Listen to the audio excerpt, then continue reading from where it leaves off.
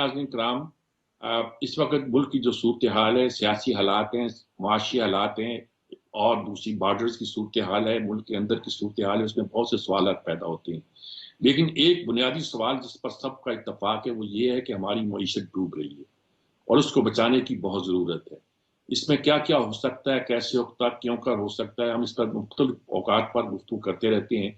माहिरीन माशियात की राय देते रहते हैं, वो सियासी राय नहीं, वो राय जो एकेडमिक राय नहीं भी ली जा सकती, बल्कि कहा जा सकता है प्रोफेशनल राय होती है, जो बताते हैं बड़े दर्द दिल के साथ कि मुल्क को बचाना है तो कैसे बचाना है, मुल्क में खराबियां पैदा हुई हैं मईशत पर तो कैसे हुई हैं।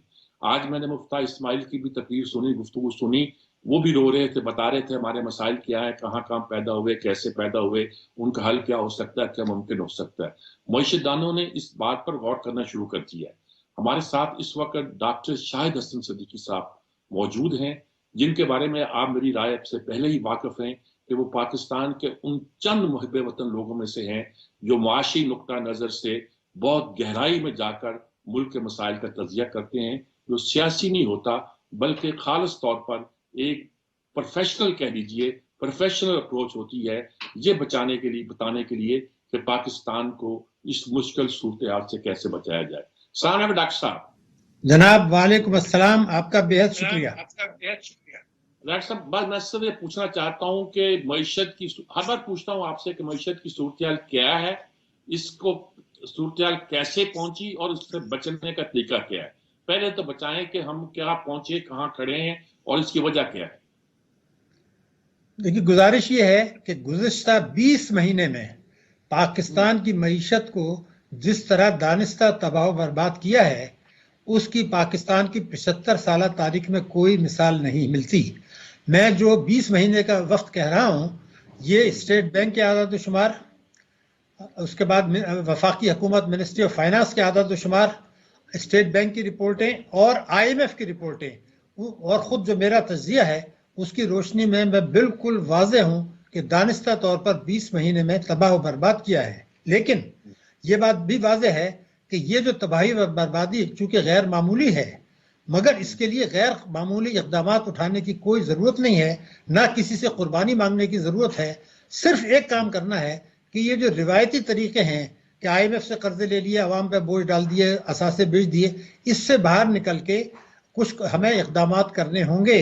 लेकिन इक़दामात तो जब होंगे अगर सूबाई इलेक्शन से पहले कानूनी शक्ल नहीं दी गई इन इस्लाहात को, तो फिर जो खौफ आता है उससे समझ लीजिए, मैं ये कहता हूँ कि मेरी रूह भी कांप जाती है कि ये होने क्या जा रहा है। ये बात मैं इसलिए कह रहा हूँ कि चूँकि जुलाई, ये जो आप 2022 का माली साल था, इसमें हमने एक साल में तिजारती खसारा जो है वो 24 अरब डॉलर बढ़ा दिया और इंपोर्ट्स को 80 अरब डॉलर ले गए, जो पाकिस्तान की तारीख में सबसे ज्यादा है। तो ये करने की जरूरत क्या थी, आपने क्यों किया ये तो एक सवाल पैदा होगा। इसका जवाब IMF ने दिया है। IMF ने ये कहता है कि जो माशी पॉलिसी अपनाई गई स्टेट बैंक और ये PTI हुकूमत के दौर की वो बात कर रहे हैं, उसमें जो मईशत की गिरो नमू थी वो गैर नापायदार थी, गैर हमवार थी, गैर मुतवाजिन थी। उसकी वजह से जो है वो रिजर्व्स गिरे, अफरात ज़र बढ़ा। ये IMF कह रहा है, मैं नहीं कह रहा। लेकिन मैं जो कुछ कहता रहा हूँ वो तो ये है कि दानिस्ता तौर पर स्टेट बैंक ने, रजा बाकर साहब ने हुकूमत के साथ मिलकर डिस्काउंट रेट गिराया, बेतहाशा इंपोर्ट्स की। जैसे मैंने आपसे कहा कि एक साल में तिजारती खसारा जो है वो बढ़ा और इंपोर्ट्स तो 24 अरब डॉलर बढ़ गई, उसका ये इम्पैक्ट आया। दूसरे 28 फरवरी को इक़दामात उठाए थे इमरान खान साहब ने, उसमें एक महीने में 5.5 अरब डॉलर के हमारे रिजर्व गिर गए और उसकी वजह से रुपए की कदर जो है वो दबाव हुई। तीसरी बात यह कि जब मौजूदा हुकूमत आई, अभी आपने मुफ्ता इस्माइल का जिक्र किया, तो उन्होंने जो बजट पेश किया था 10 जून को, जिसे पार्लियामेंट ने अप्रूव किया, उसमें कहा गया था कि जी हमारा इस साल का अफरात ज़र 11.5% होगा 10 जून को। हालांकि जून में तो 21% होने जा रहा था।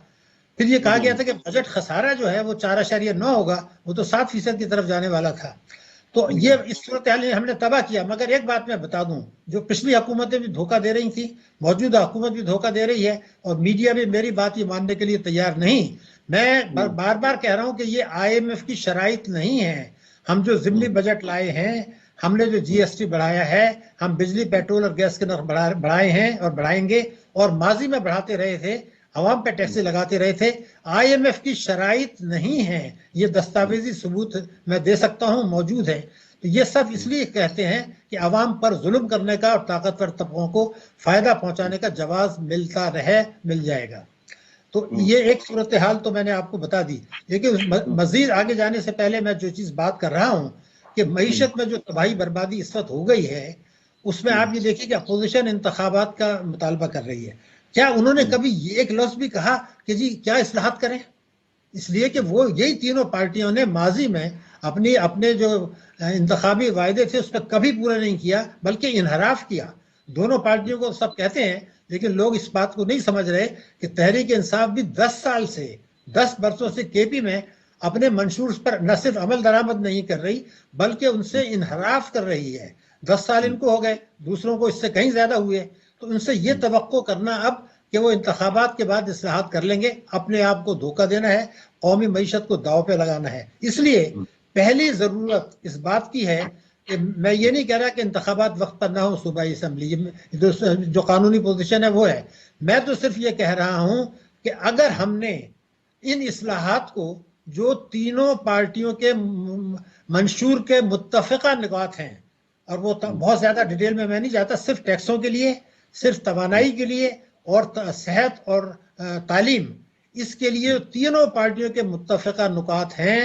اگر اس کو قانونی شکل نہیں دی انتخابات سے پہلے تو پھر خوف آتا ہے کہ پاکستان کی معیشت کو, پاکستان کی سلامتی کو, پاکستان کے جوہری پروگرام کو, پاکستان کی خود مختاری کو اور پاکستانی اثاثوں کو جو خطرات لاحق ہوں گے, اس کو سوچ کے کہنا ہی جو ہے نا وہ خوف آتا ہے. یہ اب وقت گزر چکا ہے کہ ہم اس طرف جائیں. یہ بالکل واضح چیز میں نے آپ کو بتا دی. اب یہ باتیں میں اس لیے کر رہا ہوں کہ کوئی پارٹی اصلاحات کرنے کے لیے تیار نہیں ہے, بلکہ اس کا وعدہ کرنے کے لیے تیار نہیں ہے کہ ہم یہ کریں گے. کیونکہ ابھی آپ نے دیکھا کہ عمران خان صاحب نے یہ کہا کہ جی میں اگر اقتدار میں آیا تو میں بھی IMF کے پاس جاؤں گا. حالانکہ اس سے پہلے وہ کہا کرتے تھے کہ جی اگر جانا پڑا تو میں خودکشی کر لوں گا. کیوں؟ کیونکہ عوام پر کچلنے کے لیے, پاکستان کی معیشت کو قرضوں کے بوجھ میں اور غیر ملکی تسلط کے انڈر میں لانے کے لیے IMF کا پروگرام ضروری ہے. IMF اس بات کو یقینی بناتا ہے کہ ہم اس کے پروگرام سے باہر نہ جائیں. امریکہ اس بات کو یقینی بناتا ہے کہ ہم IMF کے چنگل میں رہیں, اور پاکستان کی تمام حکومتیں اس بات کو یقینی بناتی ہیں کہ ہم IMF کے چنگل میں رہیں. بھارت 1991 کے بعد سے 32 سال ہو گئے IMF کے پاس نہیں گیا, اور ان کی معیشت جو ہے دنیا کی بڑی معیشت میں آ گیا. بنگلہ دیش اب گیا ہے 2011 کے بعد, اور ہماری ہر حکومت جو ہے 93 کے بعد سے ہم 1 درجن دفعہ جا چکے ہیں. اس کی وجہ یہی ہے کہ ہم عوام کے ساتھ اقتصادی دہشت گردی کر رہے ہیں, عوام کے اوپر یہ ٹیکسوں کا بوجھ ڈال کے, بجلی گیس کا پیٹرول کا. تو یہ بات میں اس لیے کر رہا ہوں کہ پاکستان میں ایک دہشت گردی کی ویو ہے. اب امریکہ ہم سے ڈو مور کا مطالبہ کر رہا ہے. بھارت میں خدا نخواستہ ہے کہیں اور انہوں نے خود کو یہ واردات کرا کے ہمارے اوپر ملبہ ڈال کے جو ڈو مور کا تماشا شروع ہوگا, وہ پھر IMF اور FATF اس میں کود پڑیں گے. وہ ایک خوف آتا ہے. اب میں اور اپنی بات کی وضاحت کر دوں. IMF کی مینیجنگ ڈائریکٹر کا بیان آپ پڑھ لیجیے. میں اکیلا, میرے خیال سے سب سے زیادہ میں نے کہا ہے درجنوں بار کہ یہ IMF کی شرائط نہیں ہے. لیکن ابھی آپ IMF کی مینیجنگ ڈائریکٹر کا کیا بیان ہے. وہ فرماتی ہیں میرا دل پاکستانیوں کے ساتھ ہے. IMF تو صرف یہ چاہتا ہے, اور حکومت پاکستان سے یہ کہتا ہے کہ آپ لوگوں کی آمدنی پر ٹیکس لگائیں, مالدار لوگوں سے ٹیکس لیں, جو ٹیکس دے سکتے ہیں ان سے ٹیکس لیں, اور اس کا فائدہ عوام کو پہنچا دیں. ہماری حکومت نے اور IMF نے گٹھ جوڑ کیا, جو میں آپ کو اشرافیہ کا گٹھ جوڑ کہتا رہا ہوں, اور یہ کہا کہ آمدنی کے بجائے اشیاء پہ لگا دو. جی ایس ٹی اشیاء پہ ٹیکس سے 18% 17 سے بڑھا دیا. کیا مطلب ہے اس کا؟ یعنی جو آدمی فٹ پاتھ پر رہتا ہے, جو آدمی غریب ہے, بے تحاشا جو ہے غربت کے میں ہے, متوسط طبقے ہیں, وہ تو 18% GST دے, فٹ پاتھ والا فقیر بھی دے, اور اربوں روپے دولت کمانے والے جو ہے وہ ٹیکس نہ دیں. یہ ہم نے کہا. تو IMF نے کہا جی میں تو آپ کو بتا رہا ہوں کہ آپ نے یہ کرنا ہے, بجٹ خسارہ کم کرنا ہے, یہ اپنا تجارتی خسارہ کم کرنا ہے, بیرونی رائیوں کو ٹھیک کرنا ہے. تو آپ رستہ بتائیے. ہمارا رستہ یہ ہے کہ آمدنی پہ ٹیکس لگائیں. پچھلی حکومتوں کی طرح, فوجی حکومت کی طرح, تینوں پارٹیوں کی طرح اس حکومت نے یہی کہا کہ جناب ہم تو یہ سب نہیں کر سکتے, ہماری مجبوری ہے. کہ یہ پھر آپ کا مسئلہ ہے, میرا ملک کا مسئلہ, ہمارا مسئلہ نہیں ہے. تو پھر گٹھ جوڑ کر کے یہ طے ہوا کہ GST بڑھا دیں. یہ آج سے نہیں ہو رہا, یہ ہوا رہا ہے 1993 سے یا اس سے پہلے سے ہو رہا ہے. یہی کھیل تماشا چل رہا ہے, یہی آج ہو رہا ہے. ایک تو یہ چیز واضح ہو گئی, نمبر 1. دوسری یہ میں بتاؤں کہ اب جس وقت 28 فروری کو معاہدہ توڑا تھا, اس کے بعد سے جو تباہی آئی, تو اس حکومت کے لیے یہ موقع تھا کہ وہ پھر اصلاحات اٹھاتے، انہوں نے نہیں اٹھائی، سٹے بازی ہوتی رہی، روپے کی قدر کو مصنوعی طور سے روکا گیا اور پھر بعد میں گرایا گیا کہ یہ تو آئی ایم ایف کی شرط ہے۔ ارے جناب میں آپ کو بتاؤں کہ ہم بہت زیادہ پیچھے نہیں جاتے، 25 جنوری کو چلے جائیں تو مارکیٹ ڈالر میں 231 روپے کا تھا، 231 کا، اور متوازی مارکیٹ میں 270 کا تھا۔ جب وہ آنے کے والے ہوئے آئی ایم ایف 6 دن رہ گئے تو ہم نے 39 روپے گرا دیا، تو یہ تو آپ نے ایڈجسٹ کیا تھا۔ تو میرا دوسری بات یہ ہے کہ جو روپے کی قدر گر رہی ہے یہ گر نہیں رہی ہے، یہ تو گری ہوئی تھی متوازی مارکیٹ میں، اس کو آپ ایڈجسٹ کر رہے ہیں۔ اس وقت جب آئی ایم ایف کا مشن آ رہا تھا 6 دن میں $1 پر 39 روپے گرا۔ اب جب حکومت کو یہ پتا چلا کہ 2-4 دن میں ہمارے ساتھ ہمارا معاہدہ ہونے والا ہے، اور اب ہمیں اتنی جلدی بھی نہیں ہے کیونکہ ہمارے سعودی عرب نے، چین نے ہمیں پہلے $700 ملین دیے تھے، اب $1.3 ارب کی قسط اور دے دی ہے، وہ یقینی بنا رہے ہیں کہ ہم ڈیفالٹ نہ کریں۔ لیکن ہمارا پوزیشن کھل کے کہتی ہے، عمران خان بھی کہتے ہیں کہ ہم ڈیفالٹ کرنے جا رہے ہیں، ہمارا وزیر دفاع بھی کہتا ہے کہ ہم ڈیفالٹ کر چکے ہیں۔ تو اگر آپ ڈیفالٹ کر چکے ہیں تو اس حکومت کا نعرہ تو یہ تھا کہ ہم نے ڈیفالٹ سے بچایا، تو انہوں نے اپنی پارٹی کو کہہ دیا۔ اسی طرح مفتاح اسماعیل کہتے ہیں جی ڈیفالٹ ہو گیا، ارے بھائی کہاں سے ڈیفالٹ ہو گیا؟ ڈیفالٹ ہوتا تو ایک زلزلہ آ چکا ہوتا۔ تو ایک تو یہ میں بات بتا دوں، لیکن آئی ایم ایف نے ابھی بھی جو کچھ میں نے کہا کہ ہم تو ان کے نام پر کر رہے ہیں، لیکن آئی ایم ایف کی رپورٹیں بالکل واضح ہیں، وہی کہ ابھی جو اگر آپ میں کچھ بیانات میں نے دیکھے وہ بیچ میں کہہ گئے بغیر سوچے ہوئے، اور وہ یہ تھا کہ تینوں وزارت خزانہ نے، سیکریٹری فائنانس نے، دوسروں نے یہ مان لیا ہے کہ ہم نے جو پیٹرول کے نرخ بڑھائے ہیں وہ ہمارے اپنا فیصلہ ہے، کیونکہ ہم نے روپے کی قدر گرائی، وہ آئی ایم ایف کو نہیں کہہ رہے۔ بجلی کے نرخوں کو وہ یہ نہیں کہہ رہے آئی ایم ایف نے کرایا، ہم نے آئی ایم ایف سے یہ کہا تھا کہ ہم سرکولر ڈیٹ ختم کریں گے، آپ اس کو 25 ارب پہ لے گئے، تو آئی ایم ایف نے کہا بھائی یہ ختم کریں، آپ انکم بڑھائیے، اس کو ختم کر دیں۔ ہم نے کہا نہیں جی ہم بجلی کے نرخ بڑھاتے ہیں، کہ آپ کی مرضی۔ تو بجلی کے نرخ جو بڑھائے حکومت نے تسلیم کیا ہے، بیچ میں ڈائریکٹلی نہیں کیا، انڈائریکٹلی کیا ہے۔ پیٹرول کے نرخ بڑھائے یہ آئی ایم ایف کی شرط نہیں ہے۔ اب آپ آ جائیے کل جو پورا ہنگامہ پاکستان میں کہ جناب ڈسکاؤنٹ ریٹ جو ہے ہم نے جو ہے وہ 20 کر دیا۔ ارے بھائی خدا کے غضب سے آپ ڈریں، ہمارے ملک میں افراط زر 31% ہے اور افراط زر 17%، اس کا مطلب ہے 14% کا فرق ہے، 14% منفی ہے۔ مارچ میں آپ چلے جائیں، مارچ 2023 میں تو 1.5% منفی تھا۔ یہ 2-3% منفی ہوتا ہے جب آپ انڈائریکٹ ٹیکسز لگائیں گے، ضمنی بجٹ لائیں گے تو آپ کا وہ تو بڑھے گا، افراط زر بڑھے گا۔ تو ڈسکاؤنٹ ریٹ میں اگر 14% کا فرق ہے تو آپ کے ٹریڈنگ پارٹنرز جو ہیں، آپ کی تو ایکسپورٹ تباہ ہو جائے گی۔ تو وہ تو کرنا ہی تھا، ہمیں تو سوچنا یہ تھا کہ بھارت میں جو ہے وہ ڈسکاؤنٹ ریٹ 7% کیوں ہے، ہم 6.5%، ہمارا جو ہے وہ 20% کیوں ہو گیا۔ بھارت بنگلہ دیش میں ڈاکٹر صاحب ہمیں ایک وقفہ دینا پڑتا ہے، وقفے کے بعد میں آپ سے یہی سوال پوچھوں گا کہ یہ ڈسکاؤنٹ ریٹ ہمارا کس طرح بڑھا، ہماری معیشت کیسے تباہ ہوئی اور اس کا حل کیا ہے، یہ میں اگلے سیگمنٹ میں آپ سے سوال کروں گا۔ ایک وقفے کے بعد دوبارہ حاضر ہوتے ہیں۔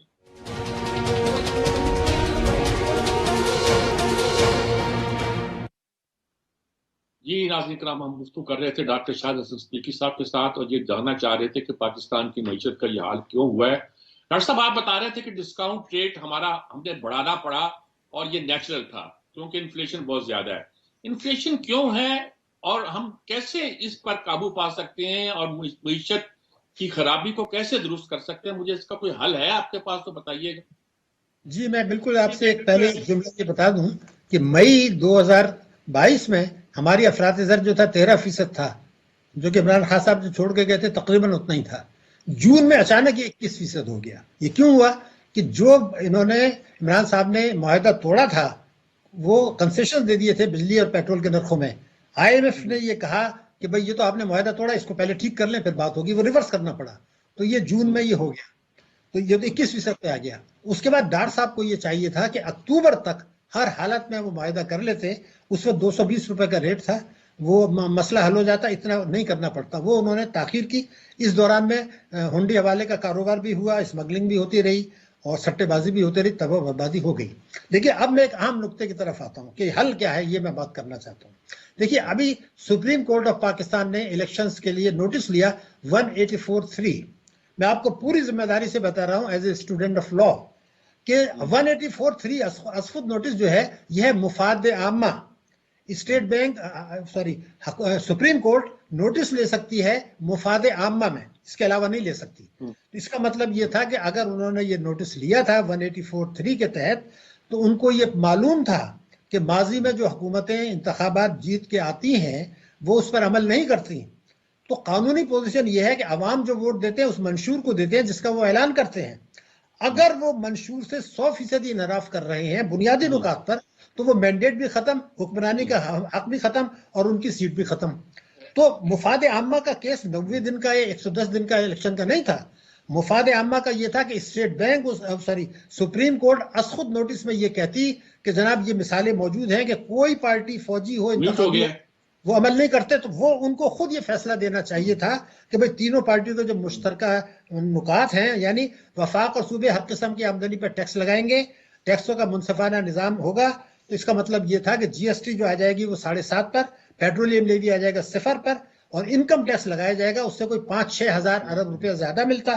یہ وہ طریقہ تھا جس سے کہ عوام کا فائدہ ہوتا پاکستان کی معیشت کا. اگر اس کے علاوہ دنیا کا کوئی آدمی اس وقت پاکستان میں یہ حل پیش کرتا ہے کہ ہم یہ کام نہیں کرتے, کہ ہم ٹیکسوں کا منصفانہ نظام وضع نہیں کرتے, معیشت کو دستاویزی نہیں بناتے, تعلیم اور صحت کے لیے اتنی رقم مختص نہیں کرتے جو منیمم جو تینوں پارٹیوں نے کی ہے, اور 10 لاکھ روپے سے زیادہ آمدنی پر ٹیکس نہیں لگاتے, تو اور تباہی کے شعبے میں اصلاح نہیں کرتے, 111(4) انکم ٹیکس آرڈیننس کو منسوخ نہیں کرتے, تو قوم کو اپنے آپ کو دھوکہ دیتا ہے. معیشت ٹھیک نہیں ہو سکتی تو سپریم کورٹ اگر چاہے تو آج بھی ایک خود نوٹس لے سکتی ہے 184(3) کے تحت, اور یہ پابند کرے کہ جناب جب آپ ایک مینیفیسٹو لیتے ہیں تو یہ 5 بنیادی نکات ہیں, اس پر آپ جو ہے قانون سازی کر لیں, اس کے بعد الیکشن ہوں گے. لیکن الیکشن کو میں پوسٹ پون کرنے کی بات نہیں کر رہا, لیکن اگر یہ سپریم کورٹ نہیں کرتی تو پھر ایک راستہ اور ہے. 1 منٹ میں بتا دیتا ہوں کہ ہماری جو قومی سلامتی کمیٹی ہے اس میں تمام پارٹیوں کو بلایا جائے جن کی سینٹ میں نشستیں ہیں, ان سے بتایا جائے کہ جناب یہ آپ کے متفقہ نکات ہیں,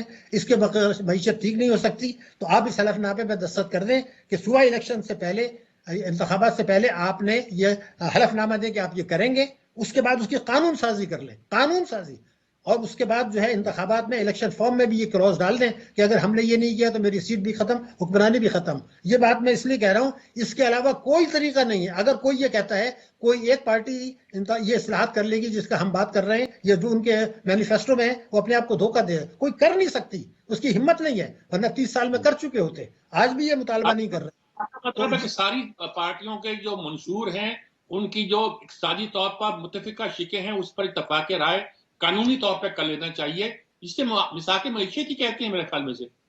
اس سے بڑا دھوکہ کوئی نہیں ہے. ہر وہ چیز جس کی قانونی حیثیت نہیں ہے میں اس کو ماننے کے لیے تیار نہیں ہوں. قانونی حیثیت یہ کہ 90 دن میں الیکشن کرائیں. اسی طرح یہ کریں کہ بھئی شقوں کے میں نے آپ کو بتا دیے, توانائی کے شعبے میں ہیں, اور ٹیکس کے شعبے میں ہیں, تعلیم اور صحت, اور انکم ٹیکس آرڈیننس 111(4) جو کہ NRO ہے. بڑی ڈیٹیل میں ہم نہیں جا رہے ہیں ورنہ تو ایک پینڈوراز باکس کھل جائے گا. اس کو یہ آپ قانونی شکل دے رہے ہیں, قانونی شکل. یہ میثاق معیشت ایک بہت بڑا دھوکہ ہے, میں آپ کو بتا رہا ہوں, یہ چیزوں کو ٹلانے کا ہے. میں بات اس لیے کہہ رہا ہوں کہ اس وقت کوئی پارٹی کر نہیں سکتی ہے اس کو, تو اگر انتخابات سے پہلے یہ نہیں کیا تو سمجھ لیں اب نہیں تو کبھی نہیں. یہ ایک آخری موقع, یا سپریم کورٹ از خود نوٹس لے یا قومی سلامتی کمیٹی لے, اس لیے کہ 184 کے تحت انہوں نے جو فیصلہ سپریم کورٹ نے دیا ہے وہ تو ان کا جوریسڈکشن ہی نہیں ہے, لیکن اس کو اصلاح کرنے کا یہی طریقہ ہے کہ وہ اس کو کلوز کو ڈال دیں, یا قومی سلامتی کمیٹی. میں بات اس لیے کہہ رہا ہوں کہ اس وقت دنیا ہمارے پیچھے ہے. FATF دوبارہ ہمارے اوپر, میں آپ کو بتا رہا ہوں 2024 کے بعد نئے ہتھیار لے کے آنے والی ہے. عمران خان صاحب نے بھی کہہ دیا کہ IMF کے پاس جائیں گے, موجودہ حکومت نے بھی کہہ دیا. اس وقت جو شرائط ہوں گی اس کو خوف آتا ہے کہ وہ کیا کچھ کیا جائے گا پاکستان کے ساتھ. وہ ان کی شرائط نہیں ہوں گی بلکہ گٹھ جوڑ ہوگا. اور میں دوبارہ بتا دوں, مجھے جو خدشہ ہے اس وقت, میں نے پہلے بھی آپ کے پروگرام میں کہا تھا, میں 2 درجن دفعہ کہہ چکا ہوں کہ پاکستان ڈیفالٹ نہیں کرے گا, اس لیے کہ ہمیں کرنے نہیں دیا جائے گا. دنیا نہیں چاہتی ہے. چین نے ابھی آپ کو $1.3 ارب کی بات کر لی ہے, $700 ملین دے چکا ہے. کیوں نہیں کرے گا؟ لیکن کب کرے گا؟ جب مغرب یہ طے کر لے گا, امریکہ یہ طے کر لے گا, اچھا ٹھیک ہے اس ملک سے اب ڈیفالٹ کرانے, اس کو بڑا شوق ہے, اور اس وقت یہ حکومت یہ مان جائے گی. وہ ڈیفالٹ جب آئے گا تو جو زلزلہ آئے گا لوگوں کو یہ بتانے کی ضرورت نہیں ہوگی. جیسے ہمارے وزیر دفاع نے کہا کہ جی ہم تو ڈیفالٹ کر چکے ہیں. ارے بھائی, جب ڈیفالٹ کر چکے ہوتے, جب زلزلہ آتا ہے تو نقصانات بتائے جاتے ہیں, قوم کو یہ نہیں بتایا جاتا کہ زلزلہ آ چکا ہے. وہ اتنا خوفناک صورتحال کی طرف ہمیں لے جا رہے ہیں. اس ڈیفالٹ کے خطرے سے بچنے کے لیے جس طرف پاکستان کو لے جایا جا رہا ہے, IMF کے تعاون سے اور ہماری حکومت کے تعاون سے, FATF کے تعاون سے, اسٹیٹ بینک کے تعاون سے, 111(4) کے تحت جو جھوٹی ووٹی ورکرز ریمیٹنسز آ رہی ہیں, اور وہ $30-31 ارب کو جھٹکا لگ سکتا ہے. ہماری امپورٹ جو ہے دگنی سے زیادہ ایکسپورٹ کی. ٹیکسوں کی وصولی one of the lowest in the world ہے, تعلیم اور صحت one of the lowest in the world ہے.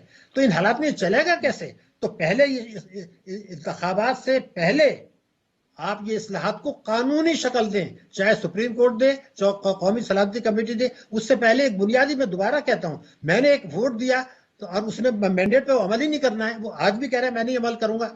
اور جمہوریت, آپ معیشت کو میں آپ کو بتا دوں, کسی کو کوئی دلچسپی نہیں ہے. ابھی ڈاکٹر صاحب نے یہ کہہ دیا کہ جناب یہ ہمارے دور میں ہم 24 پہ چھوڑ کے گئے تھے, پاکستان کی معیشت کا حجم وہ 47 ہے. اب دیکھیے یہ چارج شیٹ تھی تحریک انصاف کے اوپر کہ 24 سے 47 کر دیا, لیکن ان کو بھی ہوش نہیں ہے. وہ ہوا یہ کہ 41 سے 47 ہوا ہے, انہوں نے قومی اسمبلی میں کہا. تو اپوزیشن بھی صرف جذباتی نعرے لگا رہی ہے, اس کو کوئی دلچسپی نہیں ہے کہ معیشت کو باریک بینی سے دیکھیں. کیوں؟ مقصد اقتدار, مقصد پیسہ. پاکستان کی معیشت جائے بھاڑ میں, سلامتی جائے بھاڑ میں, یہ وہ چیز ہے جس کے اب دستاویزی ثبوت سامنے آ گئے ہیں. تو پہلے تو یہ بات مان لیں کہ یہ آئی ایم ایف کی شرائط نہ ماضی میں تھی نہ آج ہے. روپے کی قدر ہم نے خود گرائی نہیں ہے بلکہ ایڈجسٹ کی ہے, گرا تو ہم چکے تھے. اب ہم معیشت کو ایسے خوفناک موڑ پہ لے جا رہے ہیں کہ جہاں 31% مہنگائی سے آگے جا کے یہ 35 پہ ہونے والی ہے. معیشت کی شرح نمو اس سال شاید 2% کیا شاید 1% بھی نہ ہو.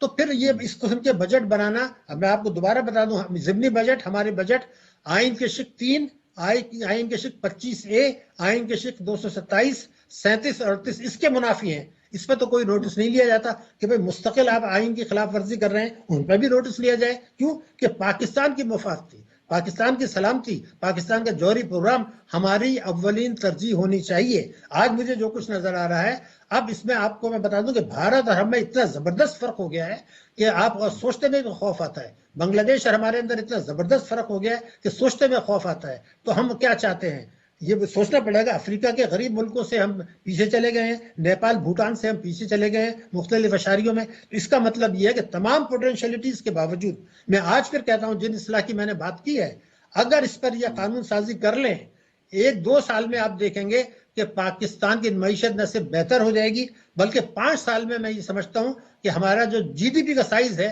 وہ 400 ارب نہیں رہے گا بلکہ 1500 ارب ڈالر پر آ جائے گا. ہماری جو ایکسپورٹ جھوٹی موٹی ہے وہ 31 ارب ڈالر نہیں رہے گی, یہ آ جائے گی 150 ارب ڈالر پر. اب یہ قوم فیصلہ کر لے کہ قانونی اصلاحات کر کے کرنا ہے یا انتخابات کر کے وہی ڈرامہ کرنا ہے. یہ فیصلہ قوم نے کرنا ہے, اداروں نے کرنا ہے, عدلیہ نے کرنا ہے. بات یہ کہ الیکشن کے پیچھے پڑنے کے بجائے پہلے یہ طے کرو قانونی طور پر کہ کچھ چیزوں میں اصلاحات کی ضرورت ہے. وہ آپ نے 5 چیزیں گنوا بھی دی ہیں کہ ان شعبوں میں قانون سازی کی جائے. صرف مساق معیشت کا نام لے کر لوگوں کو ٹرکایا نہ جائے بلکہ تینوں پارٹیوں کے اندر متفقہ طور پر جو یہ 5 چیزوں کے بارے میں باتیں موجود ہیں اس پر ایگریمنٹ کیا جائے تو پاکستان کی معیشت کئی گنا بہتر ہو سکتی ہے. ہمارا ریونیو بھی بڑھ سکتا ہے, ہمارا جی ڈی پی بڑھ سکتا ہے, ہماری ایکسپورٹ بھی بڑھ سکتی ہے اور ہم دنیا کی قوموں میں سر اٹھا کے چل سکتے ہیں. بہت شکریہ ڈاکٹر شاہد حسن صدیقی صاحب, آپ نے ہماری بہت رہنمائی کی. ناظرین کرام, اسی کے ساتھ وقفہ لیتے ہیں, اس کے بعد اس بارے میں کچھ مزید تجزیے بھی آپ کو سناتے ہیں.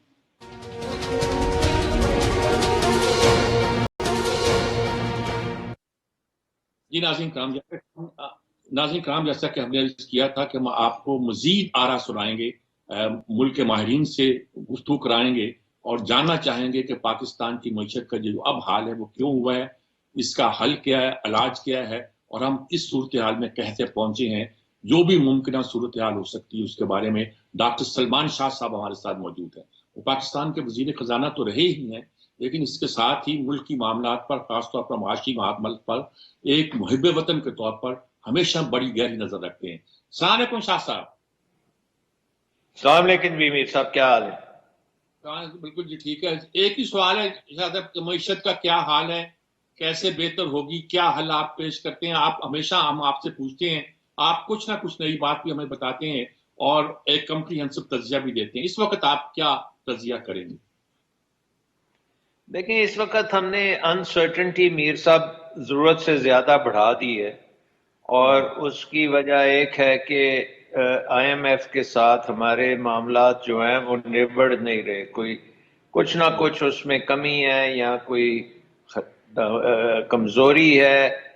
وزیر اعظم نے پچھلے ہفتے کہا تھا کہ 1-2 دنوں میں ہو جائیں گے, لیکن وہ سٹاف لیول ایگریمنٹ ابھی تک نہیں ہوئی. کل وزیر خزانہ نے بھی بات کی لیکن ٹائم لائن نہیں دی کہ کب تک ہوگا. تو لگتا ہے کہ کچھ اس میں سے جو ڈیسیژن میکرز ہیں کچھ ڈر گئے ہیں, کچھ سیاست پہ ان کی نظر ہے کہ سیاسی اس کا کیا انجام ہوگا اگر یہ سارا کچھ ان کے نام پہ لگے گا.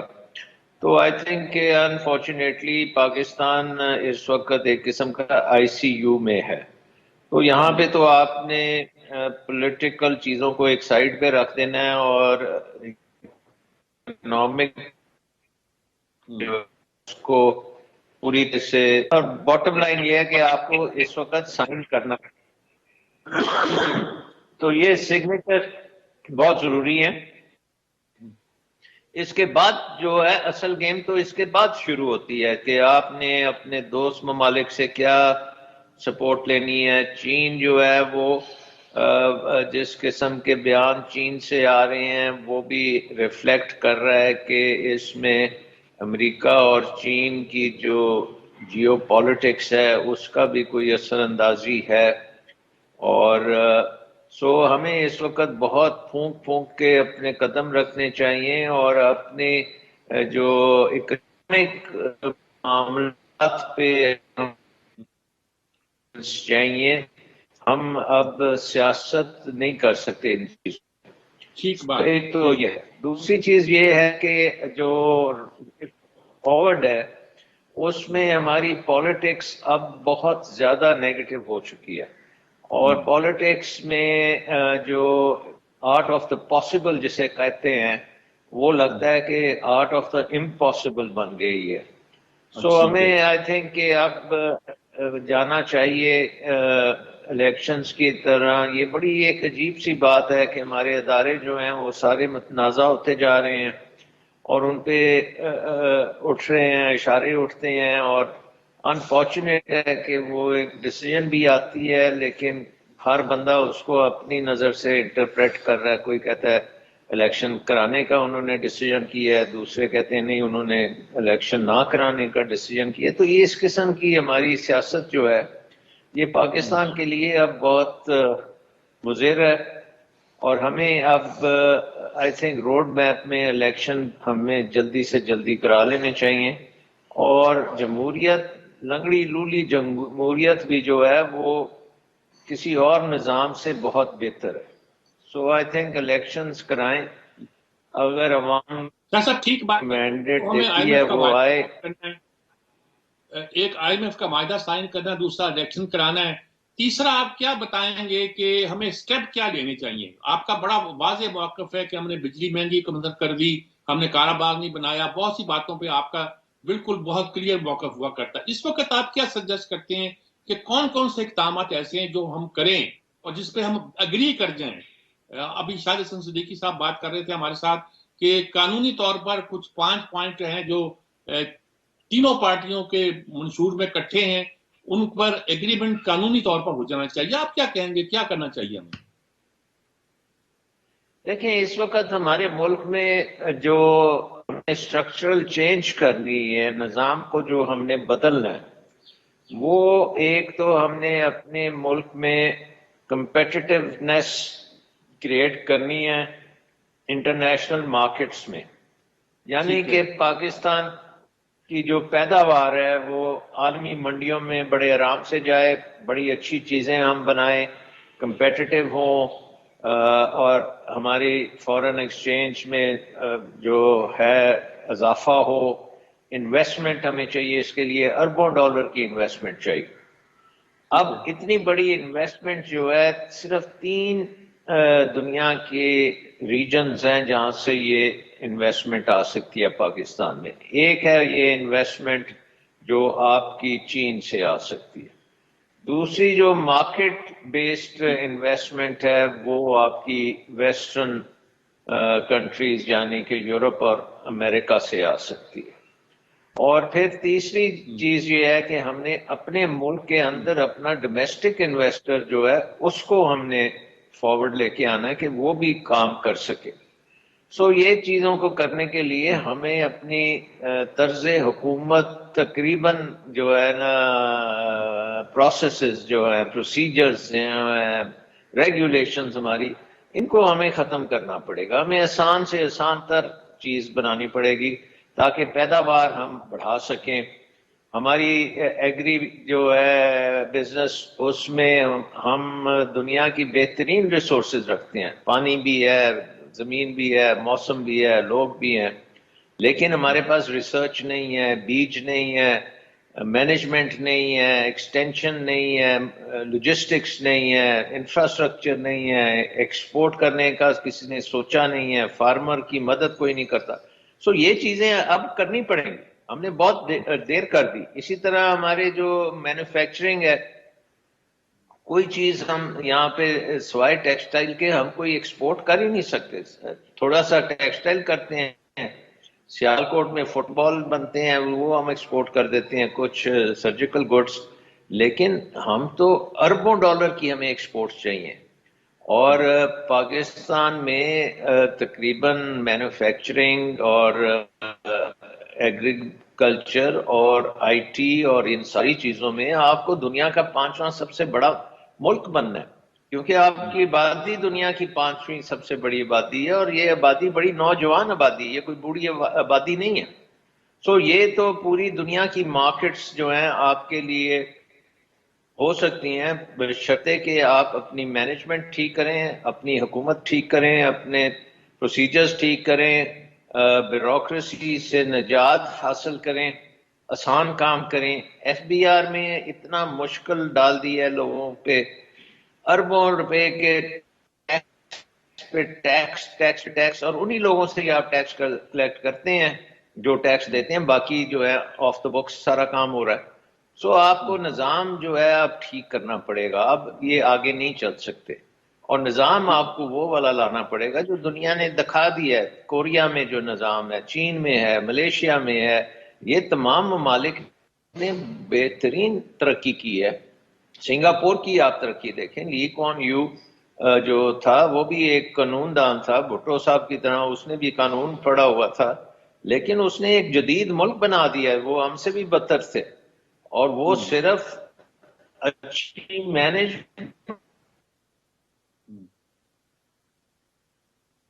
بنایا. دنیا کے بہترین ادارے، سنگاپور کی یونیورسٹی دنیا کی بہترین یونیورسٹیز ہیں، ان کے آپ دیکھ لیں کوئی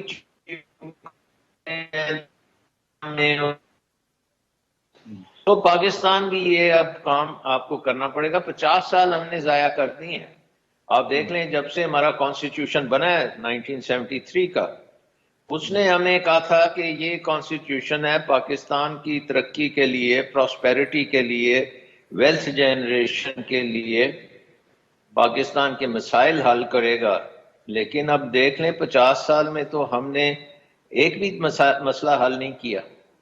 سو اب اس کو ہمیں فعال بنانا پڑے گا، اور اس کے مطابق ہمیں جو بھی جمہوریت ہے اس کو مضبوط کرنا پڑے گا، اور اکنامکس کی طرف اس کو کرنا پڑے گا ڈائریکشن قوم کی، کہ ہر جگہ پہ، ہر ضلع میں، ہر گاؤں میں، ہر شہر میں اکنامکس ہی اکنامکس ہونی چاہیے، کہ لوگ جو اکنامک ایکٹیویٹی کرتے ہیں ان کو ہم سہارا دیں، ان کو ہم ٹھیک کریں، ان کے لیے ریسورسز مہیا کریں، فائنینس لے کے آئیں. تو کوئی وجہ نہیں ہے کہ پھر پاکستان کی اکانومی بڑی تیزی سے ترقی کرے گی. سو اس سے ہم نیچے نہیں جا سکتے. یہ تو ایک ہم باٹم لائن آ گئی ہے کہ اس سے نیچے اگر ہم جائیں گے تو خدا نخواستہ پھر ہم اس سے اٹھ نہیں سکیں گے. سو یہاں پہ اب ہمیں فیصلہ کرنا ہے کہ پاکستان کا ریباؤنڈ یہاں سے لینا ہے، پاکستان کو ٹرانسفارم کرنا ہے، پاکستان میں ریفارمز لے کے آنی ہے کہ ایک بڑی پاورفل ہماری اکانومی بنے، دنیا کی مارکیٹس میں ہماری پروڈکٹس جائیں، اور ہمارے ملک میں دولت آئے اور غربت سے ہمیں نجات ملے. یہ بالکل آپ ٹھیک فرما رہے ہیں. تو اس کا مطلب ہے کہ سب سے پہلے ہمیں اپنے سارے سسٹم کو ریسٹرکچر کرنا پڑے گا. تو ہماری پریزنٹ سچویشن میں جو ملک کیاس ہے اس میں کیا سٹیپ آپ ریکمینڈ کرتے ہیں؟ 1 2 3 اگر کیا کریں تو کیا کریں گے آپ؟ لیکن سب سے پہلے جو ہماری لاسٹ ٹائم بھی بات ہوئی تھی کہ ہمیں بجلی کے نظام کو بالکل جدید ترین نظام بنانا ہے، اس میں چوری چکاری ساری ختم کرنی ہے، اور یہ امپورٹ کی بجائے ہمیں اب اس کو لے کے جانا پڑے گا اپنے اندرونی ریسورسز میں، اور وہ 3 ریسورسز ہیں۔ ایک آپ کے پاس ہائیڈرو ہے کہ آپ اپنے پانی سے جتنی بجلی بنا سکتے ہیں پوری طرح سے بنائیں۔ دوسرا تھر کول ہے ہمارے پاس بہت بڑا ذخیرہ کولے کا، اس سے جتنی بجلی ہم بنا سکتے ہیں تھرمل کی وہ ادھر سے بنائیں۔ اور تیسرا سولر ہے کہ اللہ تعالیٰ نے اس ملک میں سولر کی اتنی وافر مقدار دی ہوئی ہے کہ اس سے اگر ہم بجلی بنانا شروع کریں وہ بہت آپ کا شکریہ جی۔ وقت چونکہ بالکل ختم ہوا جا رہا ہے، مجھے بار بار کہا جا رہا ہے ہمیں وائنڈ اپ کرنا ہے، تو آپ کا بہت بہت شکریہ انتجاز دینے کا۔ اللہ کرے کہ پاکستان کی یہ باتیں آپ سنی جائیں اور اس کے نتیجے کے طور پر پاکستان ترقی کرے اور خوشحال ہو۔ اسی کے ساتھ ناظرین کرام اجازت چاہتا ہوں، اللہ حافظ۔